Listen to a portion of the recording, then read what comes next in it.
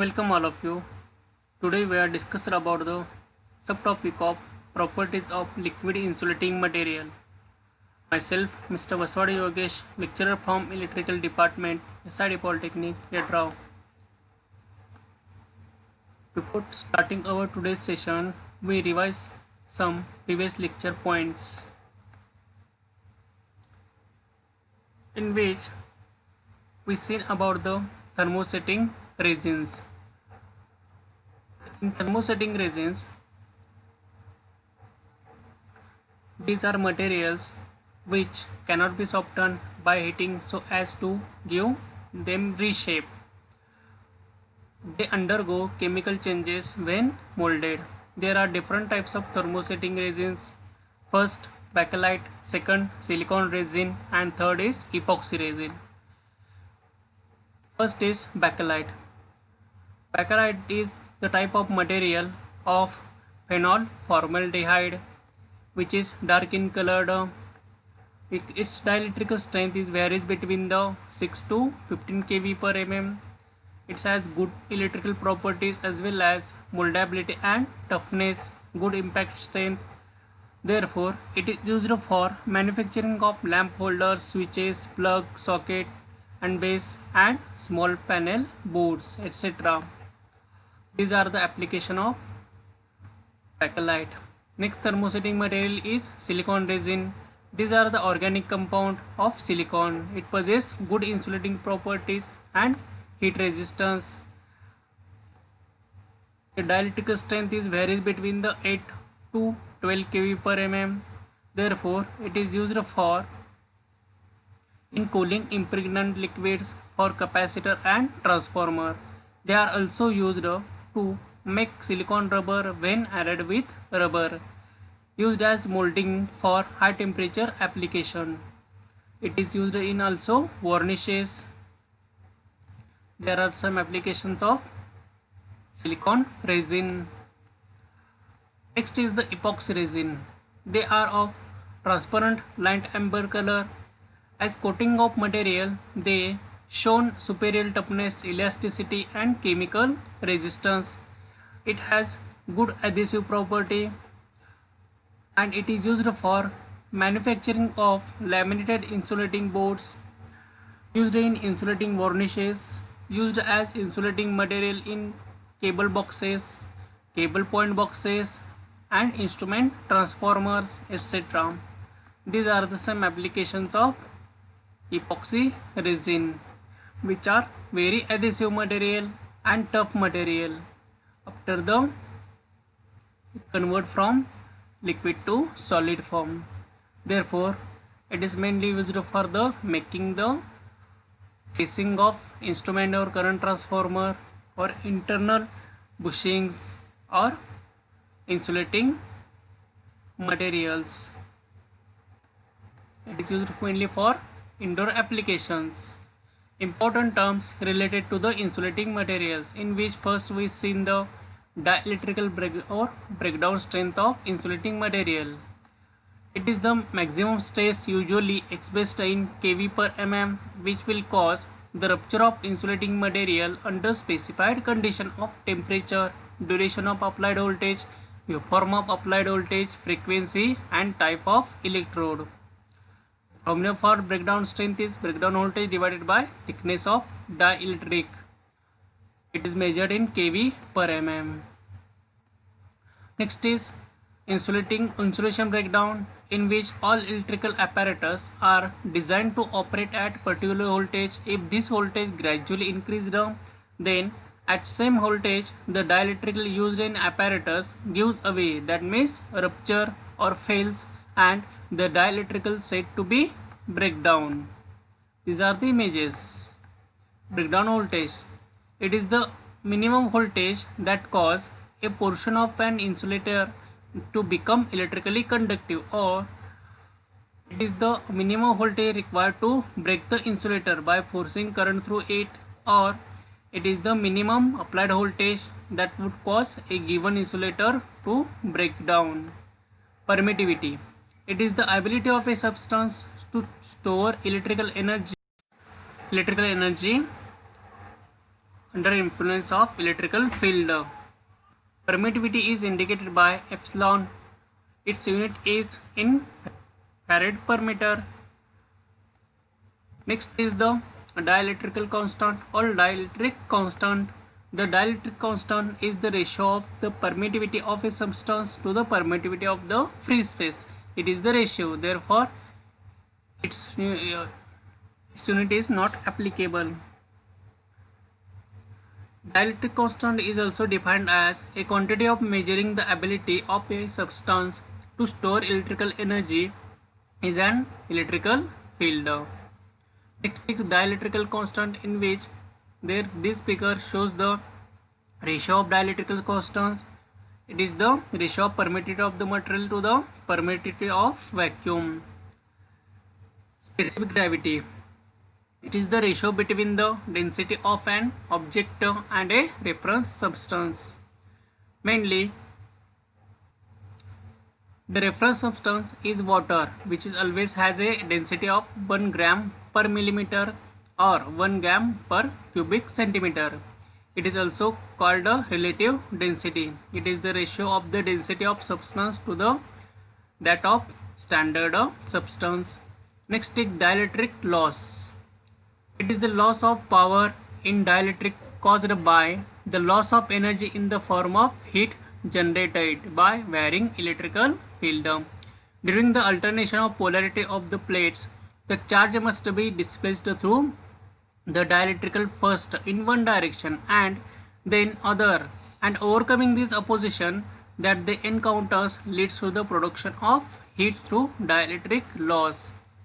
That means when in every half cycle the electrical current change its direction, so that the charging and discharging of electrical capacitor will be changing in every half cycle, so that when this direction changes happened, then it opposes, or dielectric opposes this direction change of electrical field. Due to that opposition, the heat will be produced in that dielectrical material, so that this heat is called as the dielectric loss in the dielectrical material. Next is dissipation factor or tan delta.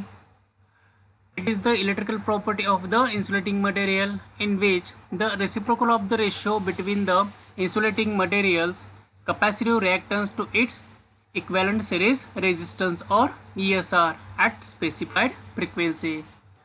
This dissipation factor is also called as tangent of the loss angle of insulating material. Its formula is tan delta is equal to ESR divided by capacitive reactance. Next is our today's session, in which we read about the various types of liquid insulating materials, in which first we seen about the one more definition is specific heat. It is the heat,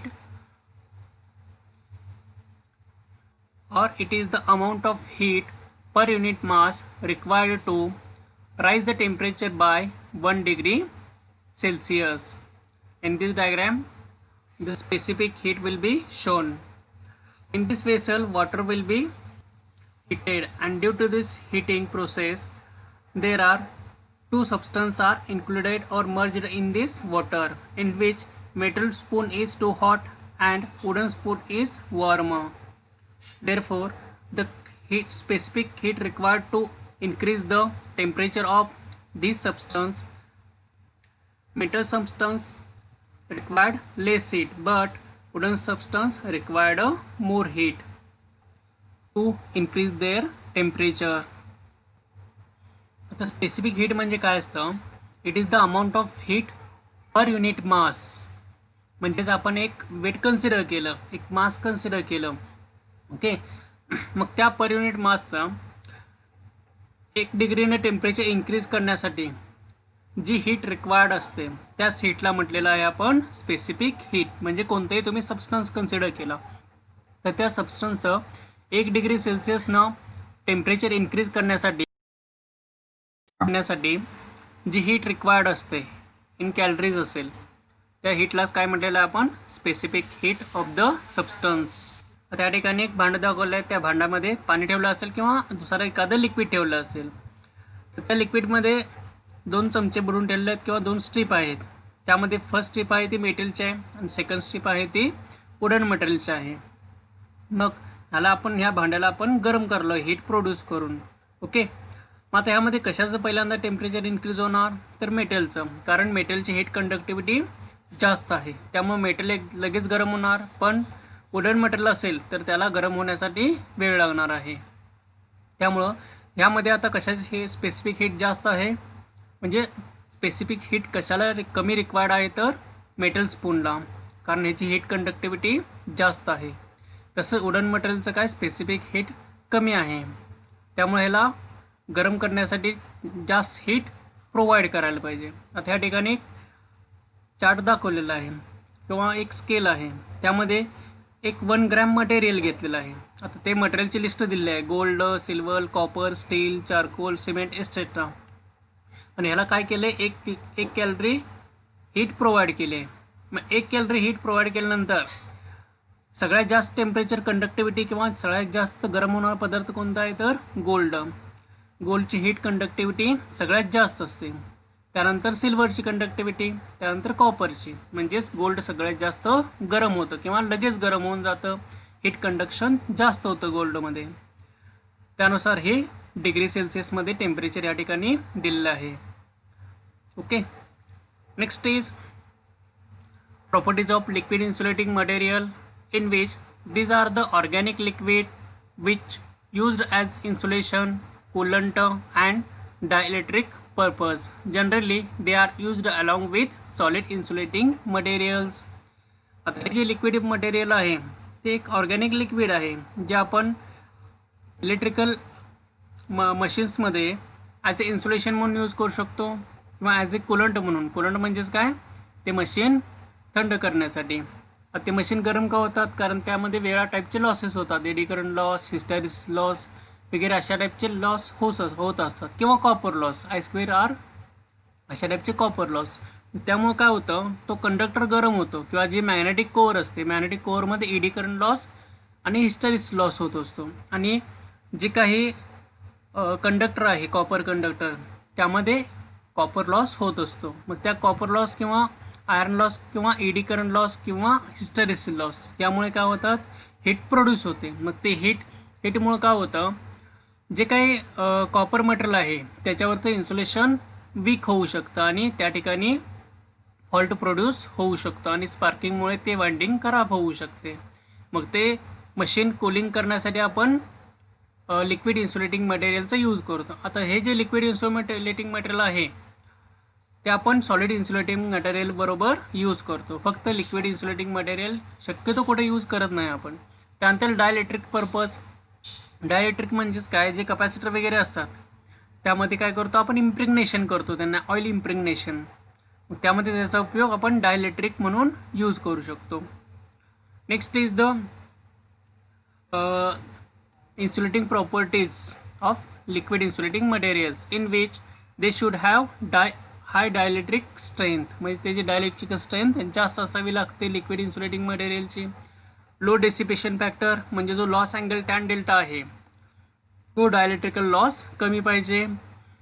high thermal conductivity and specific heat, त्याची thermal conductivity जास्त पाहिजे, तसेच specific heat म्हणजेच काय, heat carry करण्याची capacity त्याची जास्त पाहिजे. लो विस्कॉसिटी, म्हणजे तो मटेरियल जास्त चिकट नसावा, म्हणजे इझिली फ्लो व्हायला पाहिजे, त्याची फ्लो होण्याची कपॅसिटी चांगली पाहिजे. नाहीतर जर चिकट पदार्थ असेल लिक्विड इन्सुलेटिंग मटेरियल तर तो लवकर फ्लो होणार नाही. लवकर फ्लो झाला नाही तर त्यामधली हीट कंडक्टिव्हिटी किंवा हीट इव्हॅपोरेशन असेल ते लगेच होणार नाही आणि जे काही मशीन असेल ते लवकर गरम होऊन खराब होण्याची शक्यता आहे. लो डेन्सिटी, त्याची घनता कमी पाहिजे तरच ते इझिली फ्लो होऊ शकेल. लो होलाटाईल, म्हणजे त्याचं इव्हॅपोरेशन व्हायला नको पाहिजे. आता हे जे मटेरियल्स असतात लिक्विड इन्सुलेटिंग मटेरियल ते मेनली पेट्रोलियम पदार्थांपासून तयार करतात. जसं आपलं पेट्रोल असतं किंवा तुम्ही हवेमध्ये पेट्रोल ठेवला तर ते हवेमध्ये उडून जातं, किंवा कापूर असतो तो कापूर हवेमध्ये उडून जातो. तसा हा पदार्थ किंवा लिक्विड इन्सुलेटिंग मटेरियल लगेच इव्हॅपोरेट व्हायला नको पाहिजे ॲटमॉस्फिअरमध्ये. Next is high flash point. Flash point म्हणजेच काय, आता एखादं ऑइल इन्सुलेटिंग मटेरियल घेतलं, तुम्ही त्याला गरम करत गेला तर अशी एक कंडिशन येते की त्यावेळेला ते ऑइल पेट घेते, म्हणजे त्या ऑइलला जळ लागतो. ओके, मग अशा टाईपचा फ्लॅश पॉईंट आहे, तो फ्लॅश पॉईंट जास्त असायला पाहिजे त्याचा. म्हणजे जरी गरम झालं ऑइल तरी सुद्धा त्यामध्ये कोणत्याही प्रकारची फ्लेम प्रोड्यूस व्हायला नको पाहिजे. नेक्स्ट इज हाय और low dielectric constant depending on application. आता जे डायलेक्ट्रिक कॉन्स्टंट आहे तो ॲप्लिकेशन वाईज व्हेरी होत जातो. Next is good arc quenching properties. आता हे जे इन्सुलेटिंग मटेरियल्स ऑइल असतात ते आपण स्विच गिअरमध्ये सुद्धा यूज करतो. मेनली जे ऑइल सर्किट ब्रेकर्स आहेत किंवा मिनिमम ऑइल सर्किट ब्रेकर आहेत त्यामध्ये ऑइलचा आपण यूज करतो. आर्क क्विंचिंग म्हणजे ज्यावेळेला आपण स्विचचे कॉन्टॅक्ट ऑन होतात किंवा ऑफ होतात, मेकिंग आणि ब्रेकिंग करतो कॉन्टॅक्ट, त्यावेळेला त्यामध्ये स्पार्किंग होत असतं. तुम्ही लहान जरी स्विच घ्या किंवा मोठा जरी स्विच घ्या तर त्यामध्ये स्मॉल अमाऊंटमध्ये लहान स्विचमध्ये स्पार्किंग होतं. ते जर हाय व्होल्टेज असेल किंवा हाय करंट फ्लो होत असेल त्या स्विच कॉन्टॅक्टमध्ये मोठ्या अमाऊंटमध्ये स्पार्किंग होत असतं. ते स्पार्किंग विझवण्यासाठी त्यालाच काय म्हटले आपण, आर्क क्विंचिंग. मग ह्या ऑइल लिक्विड ऑइलमध्ये काय पाहिजे, चांगली आर्क क्विंचिंग प्रॉपर्टी पाहिजे. म्हणजे आग विझवण्याची किंवा आर्क जे असेल, स्पार्क जे असेल ते क्विंच करण्याची म्हणजे विझवण्याची प्रॉपर्टी चांगली पाहिजे. Next is non inflammable and non toxics. Non inflammable म्हणजेच काय, ते लगेच पॅट घ्यायला नको पाहिजे. म्हणजे गरम झाल्यानंतर जर फ्लॅश पॉईंट आपण वरती बघितला त्याच टाईपमध्ये जर सपोज स्पार्किंग वगैरे झालं तर त्यामध्ये ते ऑइल लगेच पेट घ्यायला नको पाहिजे. जर त्यामध्ये आग लागली तर संपूर्ण मशीन असेल ते खराब होऊन जाणार आहे. त्यामुळे ते मटेरियल नॉन इन्फ्लेमेबल पाहिजे. अँड नॉन टॉक्सिक म्हणजेच काय, ते विषारी नको पाहिजे. जर विषारी असेल तर ते आपल्या जे काही वर्कर्स असतील त्या वर्करच्या जीवाला धोका होऊ शकतो. त्यासाठी ते नॉन टॉक्सिक पाहिजे लिक्विड इन्सुलेटिंग मटेरियल्स. आता ह्या सगळ्या प्रॉपर्टीज आहेत त्या लिक्विड इन्सुलेटिंग मटेरियलमध्ये आपल्याला पाहिजेत, रिक्वायर्ड आहेत. Next is application of good liquid insulating materials in which it is used in transformer, cables. आता आपण ट्रान्सफॉर्मरमध्ये यूज करू शकतो. ट्रान्सफॉर्मरमध्ये मेनली कुलंट म्हणून यूज करतो, डायलेक्ट्रिक म्हणून यूज करतो किंवा ॲज ए इन्सुलेशन म्हणून यूज करतो. केबलमध्ये आपण त्याला कुलंट म्हणून यूज करतो. कपॅसिटरमध्ये as a dielectric plus coolant म्हणून यूज करतो आणि ॲज ए इन्सुलेशन म्हणून. ॲज वेल ॲज सर्किट ब्रेकरमध्ये आपण त्याला insulation plus arc quenching medium म्हणून यूज करतो सर्किट ब्रेकरमध्ये. Types of liquid insulating material in which first type is mineral insulating material, second type is synthetic liquid insulating material, third type is Ascarel liquid insulating material, fourth type is varnish, and fifth type is enamel. Now we've seen our first type, mineral insulating material or mineral insulating oil. It is also called as petroleum oil or transformer oil. Mainly it is called as the transformer oil, and transformer oil is also called as mineral insulating oil. Properties of transformer oil, in which transformer oil is most widely used in insulation in industrial machines, that means in transformer, capacitor, etc. or circuit breakers. These are obtained from crude petroleum by distillation of various byproducts obtained. हे liquid insulating oil आहे ते आपल्याला mainly crude petroleum पासून मिळते bye distillation. Distillation म्हणजे त्याचं आपण purification करतो. कसं प्युरिफिकेशन करणार डिस्टिलेशन प्रोसेसमध्ये, तर ते मटेरियलला आपण पहिल्यांदा क्रूड ऑइलला गरम करतो आणि गरम केल्यानंतर पुन्हा त्याला थंड करतो. त्याच प्रोसेसला काय म्हटले, distillation of various by products. ह्या प्युरिफिकेशन प्रोसेसमधून आपल्याला व्हेरियस बाय प्रोडक्ट्स मिळतात. त्यालाच काय म्हणतो आपण, ट्रान्सफॉर्मर ऑइल. हे ट्रान्सफॉर्मर ऑइल क्रूड पेट्रोलियम ऑइलचं प्युरिफिकेशन करतात. Next is main element constituents of petroleum oils are carbon and hydrogen together.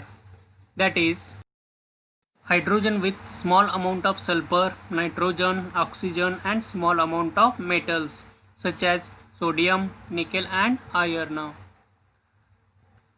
जे काय पेट्रोलियम ऑइल आहे त्याचे मेन घटक कोणकोणते आहेत? कार्बन आणि हायड्रोजन एकत्रितपणे केले की पेट्रोलियम ऑइल तयार होतं.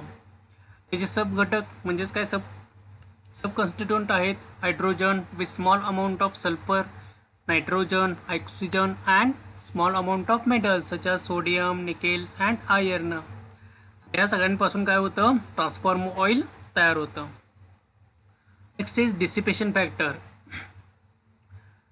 tan delta at 90 degrees Celsius is 0.001 to 0.005.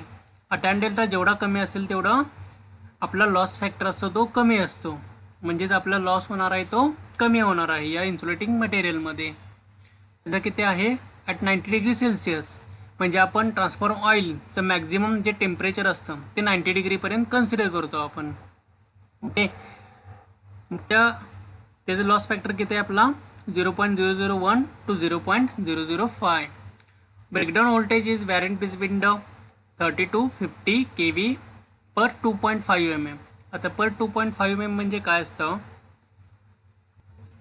त्या ठिकाणी तुम्हाला एक दोन रॉड दिसतात. हे जे इक्विपमेंट आहे ते इक्विपमेंट मेनली आपण जे लिक्विड ऑइल्स असतात त्या ऑइलचे इन्सुलेटिंग ऑइलचे डायलेक्ट्रिकल ब्रेकडाऊन स्ट्रेंथ कॅल्क्युलेशन करण्यासाठी आपण यूज करतो. मग त्यामध्ये हा जो गॅप ठेवलेला आहे त्या गॅपची लेंथ किती आहे? 2.5 mm किंवा आपण त्याला 4 mm सुद्धा ठेवू शकतो. ओके, मग इथून इथंपर्यंतची गॅप, ही जी गॅप आहे ती किती आहे? 2.5 mm. ही कधी कधी 4 mm सुद्धा कन्सिडर करतात. मग जे इन्सुलेटेड डायलेक्ट्रिकल ब्रेकडाऊन स्ट्रेंथ दिले आहे ती किती ठेवलेलं आहे याने? 2.5 mm ठेवलेलं आहे. त्यामुळे जे रेटिंग दिलेलं आहे ते ब्रेकडाऊनचं रेटिंग किती दिलं आहे? 30 to 50 kV per 2.5 mm. म्हणजे त्या दोन रॉडमधला गॅप किती होता? 2.5 mm होता.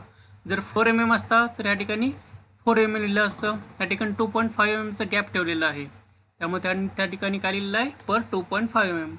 आपण इन्सुलेटिंग मटेरियलमध्ये बघितलेलं त्याची ब्रेकडाऊन स्ट्रेंथ काय होती? kV per mm. म्हणजे इन्सुलेटिंग मटेरियल काय येत होतं? जे सॉलिड इन्सुलेटिंग मटेरियल्स असतात त्याची थिकनेस 1 mm कन्सिडर करत होतं. पण ह्या ठिकाणी ऑइलच्या बाबतीत किंवा लिक्विड इन्सुलेटिंगच्या बाबतीत 2.5 किंवा 4 mm पर्यंत हा गॅप कन्सिडर करतात तो. ओके, आता या ठिकाणी दिसू शकतो आपला हा जो थिकनेस आहे, थिकनेस आपण काय केला आहे? kV per mm मध्ये कन्सिडर केलेला आहे, हा kV per mm. पण जर लिक्विड इन्सुलेटिंग मटेरियल असेल तर ह्यामधला जो गॅप आहे या दोन रॉडमधला किंवा पॉईंटमधला या दोन, तो गॅप किती असणार आहे? 2.5 mm असणार आहे किंवा 4 mm पर्यंत सुद्धा तो असू शकतो. हे according to the application of customer depend असणार आहे. ते कस्टमरच्या रिक्वायरमेंटवरती ह्याची ब्रेकडाऊन स्ट्रेंथ किती पाहिजे? 4 mm साठी पाहिजे का 2.5 mm साठी पाहिजे? त्या कस्टमरच्या रिक्वायरमेंटनुसार याची ब्रेकडाऊन स्ट्रेंथ ठरवली जाते. Next is permittivity is 2.1 to 2.5. It's resistivity at 90 degree Celsius is 22,000 ohm metre. Next is application of transformer. It is mostly used in insulation and as coolant in transformer. Transformer मध्ये mainly आपण कशासाठी use करतो? ते as a insulation म्हणून plus as ए coolant म्हणून transformer मध्ये आपण याचा यूज करतो. Low viscosity oil is used in high tension oil field cables and transformer. म्हणजे जे डायरेक्टली एकदम त्याचा फ्लो जास्त आहे. विस्कॉसिटी म्हणजे चिकटपणा, ज्यांना चिकटपणा कमी आहे म्हणजे जो ऑइलचा फ्लो जास्त असतो. अशा टाईपचे जे ऑइल असतात ते आपण हाय व्होल्टेज केबल्समध्ये किंवा हाय व्होल्टेज ट्रान्सफॉर्मरमध्ये आपण त्या ठिकाणी यूज करतो. Next is medium viscosity oil is used in switchgear and cables. Medium जो चिकटपणा आहे अशा टाईपचं ऑइल आपण स्विचगेअरमध्ये, म्हणजे जे सर्किट ब्रेकर्स वगैरे असतात, oil circuit breaker, minimum oil circuit breaker, यामध्ये आर्क क्विंचिंग मीडियम म्हणून यूज करतो. आणि केबल्समध्ये केबलला कूलिंग प्रोव्हाइड करण्यासाठी आपण हे ऑइल यूज करतो. High viscosity oil is used in gas filled cables and solid cables. जे हाय विस्कोसिटी ऑइल आहे ते आपण गॅस फिल्ड केबल्स असतात. आता या ठिकाणी जशी केबल आहे ऑइल फिल्ड केबल, ते कूलिंग प्रोव्हाइड करण्यासाठी आपण केबलमध्ये ऑइल फ्लो करतो. त्या टाईपमध्ये सॉलिड किंवा गॅस फिल्ड केबलमध्ये हाय विस्कोसिटी ऑइलचा आपण यूज करतो. Next is transformer oil is also called as mineral oil. This question is asked at the time of oral. Next is the application of transformer oil, which is used in transformer as a insulation or coolant. Here this figure indicates the transformer. This figure indicates the cables, in which these are the cable ducts in which we are flows the transformer oil for cooling of cable.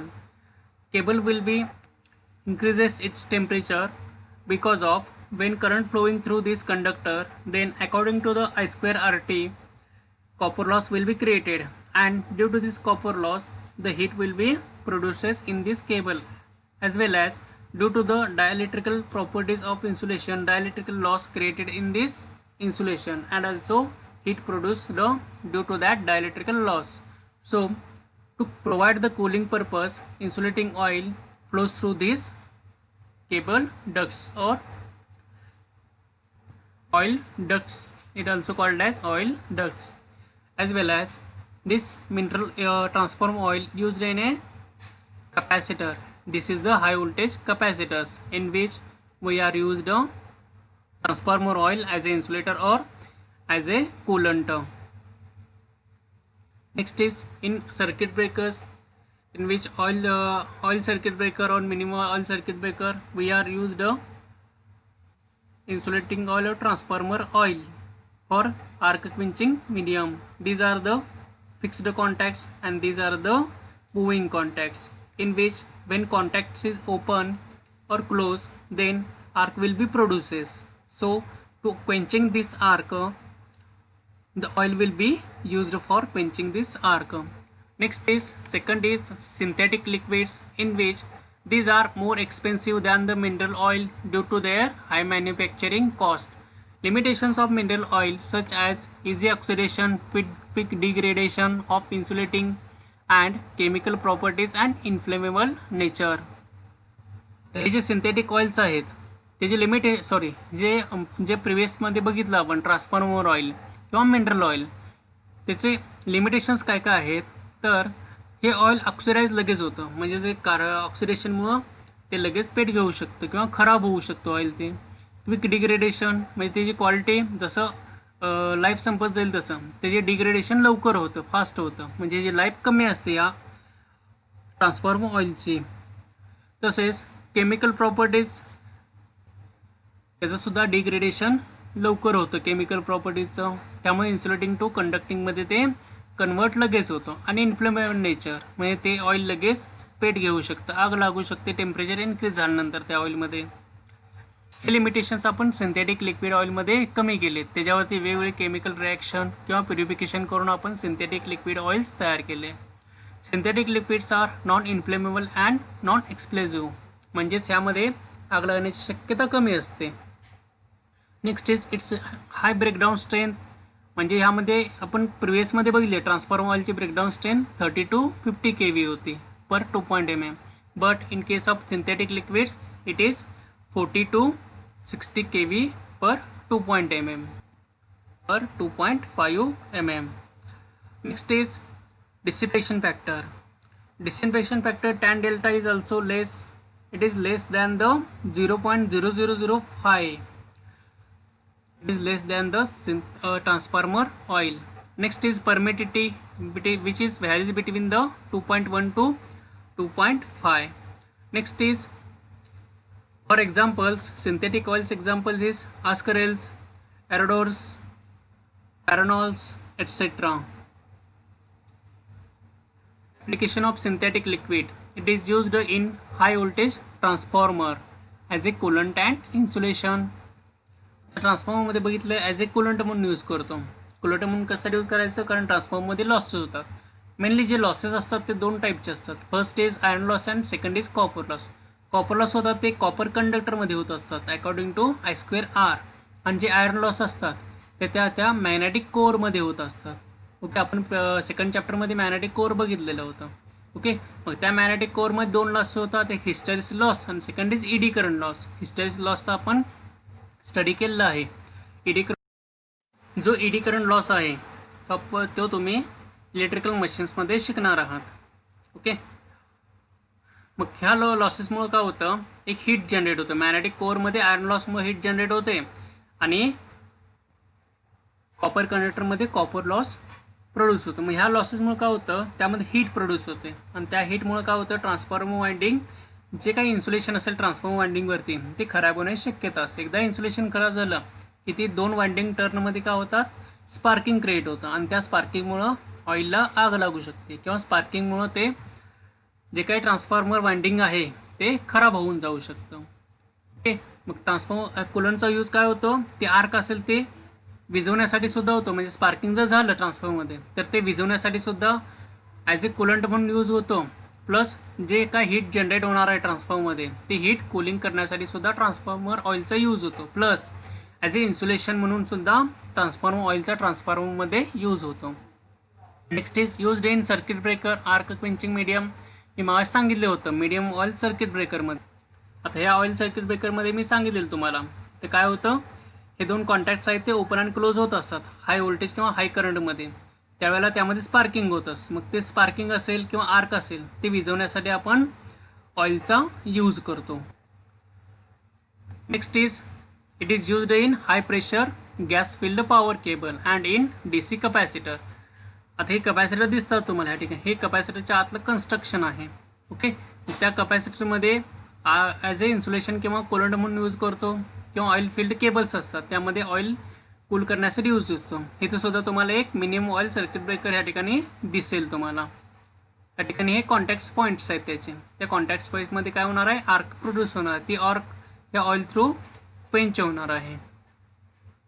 Next is आता यामध्ये दाखवले ट्रान्सफॉर्मरच्या आतलं construction. Transformer कसा heating produce होत असते ट्रान्सफॉर्मरच्या आतमध्ये. मग ते हीट कूल करण्यासाठी आपल्याला लिक्विड इन्सुलेटिंग ऑइलचा किंवा सिंथेटिक ऑइलचा यूज करतो. ही गॅस फिल्ड केबल आहे. या गॅस फिल्ड केबलमध्ये इथून ऑइलचं प्रेशर दिलं जातं किंवा गॅसचं प्रेशर दिलं जातं आणि त्या थ्रू ही केबल असेल ते कूल केली जाते. आता या ठिकाणी सिंथेटिक ऑइल आणि ट्रान्सफॉर्मर ऑइल दाखवलेलं आहे. प्युअर ऑइल असेल ते ह्या कलरमध्ये येतं. जसं ऑइलचं डिग्रेडेशन होत जाईल तसंच काय होतं, ह्याचा कलर चेंज होत जातो. ओके. इथंपर्यंत ऑइलचं डिग्रेडेशन ठीक आहे, पण याच्यानंतर आपण ऑइल यूज करत नाही या 3 कंडिशनमध्ये किंवा असा कलर झाल्यानंतर, कारण हे ऑइल पूर्ण कार्बनाइज होत असतं. त्यामुळे हे ऑइल यूज करता येत नाही आपल्याला. त्यानंतर DC कपॅसिटरमध्ये सुद्धा आपण ह्या सिंथेटिक ऑइलचा यूज करतो. Next is askarel. Properties of askarel. It is costlier than transformer oil and it is fire resistance. हे जे काही ऑइल आहे ते बाकीच्या 2 ऑइलपेक्षा सुद्धा कॉस्टलियर आहे. फायर रेजिस्टन्स म्हणजे हीटला अपोज करण्याची प्रॉपर्टी याची चांगली आहे. Next is good insulating properties. It's breakdown strength varies between the 20 to 40 kV per 2.5 mm. Its resistivity is 10⁻12 ohm centimeter and permittivity is 4.8 to 5.3. Its application is it is used as a coolant for transformer and capacitor operating at higher voltages. जे high voltage transformer किंवा capacitors असतात त्यामुळे as ए coolant किंवा as ए insulator म्हणून use करतो आपण ट्रान्सफॉर्मरमध्ये. आणि जे कपॅसिटर्स असतात तर त्यामध्ये आपण ॲज ए डायलेक्ट्रिक मटेरियल म्हणून किंवा ॲज ए कूलंट म्हणून ह्या ऑइलचा यूज करू शकतो. ओके. यूज्ड इन सर्किट ब्रेकरमध्ये आपण त्याचा यूज करतो. Used in A insulating material in oil field ट्रान्सफॉर्मरमध्ये सुद्धा याचा आपण यूज करतो. ऑइल फील्ड ट्रान्सफॉर्मर असेल त्यामध्ये. Next E to suppress the corona and arcing. एक लॉस आहे आपल्या इलेक्ट्रिकल फील्डमध्ये. त्या कोरोना लॉसमध्ये सुद्धा कोरोना सप्रेस करण्यासाठी आपण याचा यूज करतो या इन्सुलेटिंग ऑइलचा. प्लस आर्क क्विंचिंग मीडियम म्हणून सुद्धा याचा आपण यूज करतो. Next is the application of askarel जे आहे ते आपण ऑइल इम्प्रेग्नेशन म्हणून ॲज ए कपॅसिटरमध्ये यूज करतो. हा तो प्लांट आहे तो ऑइल इम्प्रेग्नेशनचा प्लांट आहे. ओके. कपॅसिटर आपण ऑइल इम्प्रेग्नेशन करत असतो मेनली.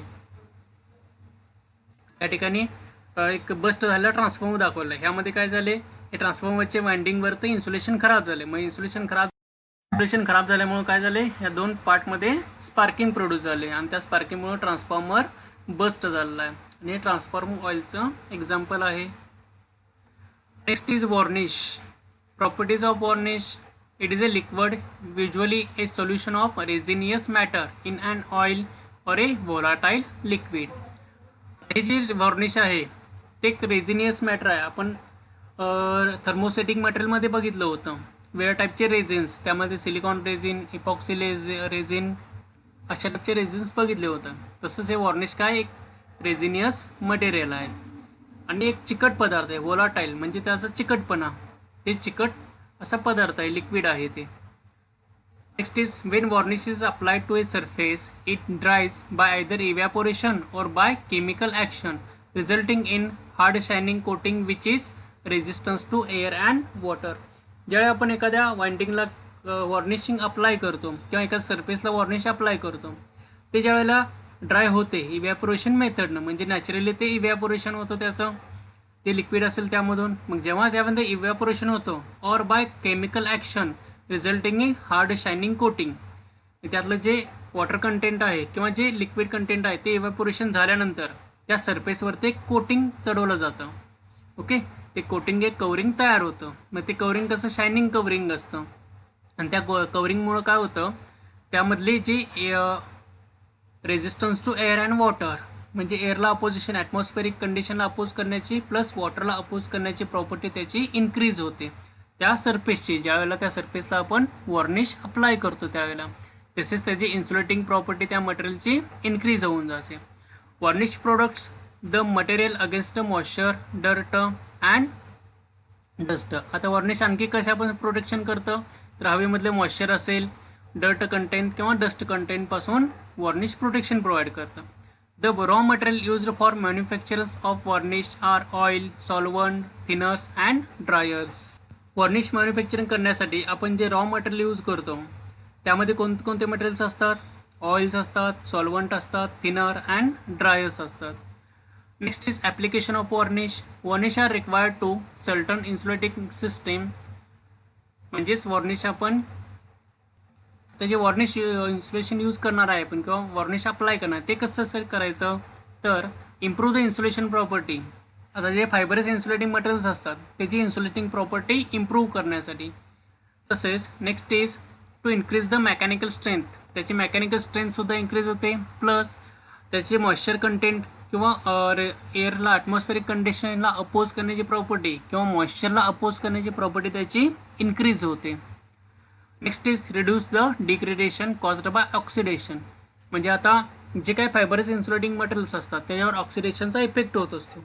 मग ते डिग्रेडेशन रिड्यूस करण्यासाठी आपण वॉर्निशचा यूज करतो. Protect from atmospheric corrosion and moisture. जे काही ॲटमॉस्फेरिक कंडिशनमुळे कोरोजन होतं त्या इन्सुलेटिंग मटेरियलवरती, प्लस मॉइश्चर कंटेंट ॲड होतात, त्यापासून प्रोटेक्शन करण्यासाठी आपण वॉर्निशचा यूज करतो. Next is give fire proof finish. म्हणजे आग लागण्याची शक्यता कमी असते वॉर्निश अप्लाय केल्यानंतर. Different types of varnish. First is impregnating varnish, second is coating varnishes and third is adhesive varnishes. There are three types varnish. First varnish आहे ते इम्प्रिग्नेशनसाठी आपण यूज करतो.